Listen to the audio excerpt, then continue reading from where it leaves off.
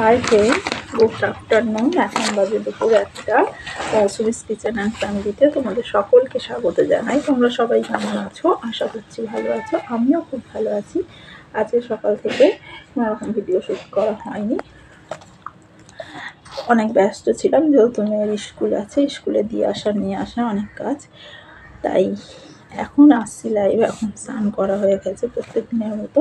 এই মেয়েদেরকে নিয়ে দুপুরে একটু ঘরে রোদ ঢুকে তো রোদে বসে আছি। সাথে বড় মেয়ে পড়া করছে, স্কুলের হোমওয়ার্কগুলো করছে। রান্না হয়ে গেছে, খাওয়া এখনও হয়নি।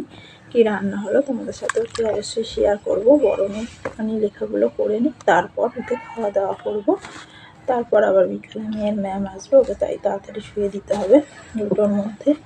তো চলো, খাওয়ার পরে দেখা হচ্ছে। কী রান্না করেছি আমাদের সাথে অতি অবশ্যই শেয়ার করছি। আজকে যেহেতু বৃহস্পতিবার, নিরামিষ সেরকম কিছু করা হয়নি। আর যেহেতু এই দুদিন পুজো গেল, পৌষ পার্বণে নানান রকম ঘরের নিয়ম সেই সব গেল, তাই আজ সেভাবে কিছু হয়নি। তাও কী করেছি আমাদের সাথে অবশ্যই শেয়ার করবো। এই যে আমার বড় মেয়ে লিখতে বসেছে, স্কুল থেকে হোমওয়ার্ক দিয়েছে সেগুলো করছে। যেহেতু বিকালে ম্যাম আসে, ম্যামের কাছে পড়ার পর 1 ঘন্টা রেস্ট নেয়, টিফিন খায়, খেলে বোনের সাথে, তারপর আবার পড়তে বসে। তো তখন ম্যামের হোমওয়ার্ক থাকে, সব একসাথে করতে গেলে অনেক রাত হয়ে যায়। আবার সকালে স্কুল আছে, সেই কারণে এখন কিছুটা পড়ে নিচ্ছে। কি দিয়েছে স্কুল থেকে লিখতে? আমার নাম। তোমার নাম দিয়েছে? My name is. লিখে ফেলো তো, হ্যান্ড রাইটিং যাতে সুন্দর লেখা হয় তার জন্যই দিয়েছে। চলো আজ কি রান্না করেছি তোমাদের সাথে শেয়ার করে নিই। এখানে নিরামিষ, তাই শুক্তো করেছি। আলু, বেগুন, শিম, বড়ি, কাঁচকলা দিয়ে শুক্তো বানিয়েছি। আর বানিয়েছি হচ্ছে ঢ্যাঁড়স, আলু, বেগুন দিয়ে একটা সবজি করেছি নিরামিষে। এই আজকে রান্না করেছি, আর বেশি কিছু করা হয়নি। যেহেতু 2 বাচ্চা নিয়ে সামলাতে হয়, তাই পারি না গো বেশি কিছু বানাতে। তো আর হয়েছে সাথে তো গরম গরম ভাত আছেই, দেখো হাঁড়িতে আছে গরম গরম ভাত। আর কালকে ছিল হচ্ছে পয়লা মাঘ, সেই হিসাবে বাড়িতে দুধ পুলি বানানো হয়েছিল।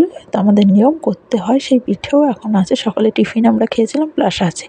এরপর দেখো সন্ধেবেলা তোমাদের সাথে আবার আমি ভিডিও করছি, তখন আমি চা বসিয়েছি। প্রতিদিনের মতো সন্ধেবেলা সন্ধে দিয়ে চা করতে হয়, এবং চা ওই সময় আমার খেতেও খুব ইচ্ছা করে, মানে একটা নেশার মতো বলতে পারো।